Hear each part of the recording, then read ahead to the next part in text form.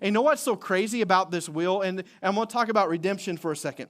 You know what's so crazy about this will? That we think, oh, it can only go this direction. And once it's here to the end of the timeline, it's just done. And eternity only goes this way. No, this will can go also back this way. That's redemption.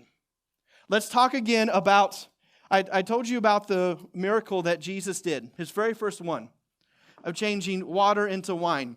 And I said that he can do that because he doesn't need all the ingredients that it takes to make a change or a difference or to do something. He can make something out of nothing. That's why he created the world, and that's what he showed in that miracle. But there's another thing that Jesus showed in the miracle of the wedding in Cana. There was another thing that he did then, because not only did he make wine out of nothing with no grapes, but for wine to be wine, it has to be fermented, right? For wine to be wine, it has to have a past. And we got to see in that moment that God was able to access however that looked, right? However that looked in the whole timeline of things. Remember, we only think linear, but God thinks eternally.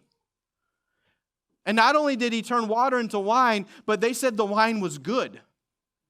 They said it was better than the other wine. So what does that mean? It had a fermentation, right? They said the wine was good. It means that it tasted good and it was good wine and it was something that had probably been fermented for a while. How did he do that in an instant? How did he do that in an instant? How did he redeem something that wasn't already there? We only think linear, but God thinks eternal. And I'm telling you today, you feel like you're at 68, you feel like you're at 72 or 40, whatever. 42, okay. So you feel like you're at 42. You feel like you're at this place and you're saying, well, there's nothing I can do. What's been done has been done. There's nothing I can do about that. And so what do? You're at 42, 68, 72, and you live in all of this regret of this timeline. Saying, I should have made better time. I should have been further along this path than what I was. And you look back across your timeline and all of this and saying, man, I coulda, woulda, shoulda. Could have made better decisions. Could have been a better parent. All of this. And we quickly forget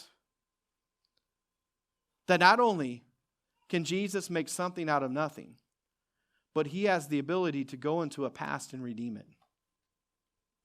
That he has the ability to say, you know what? Let's see your past in a different light.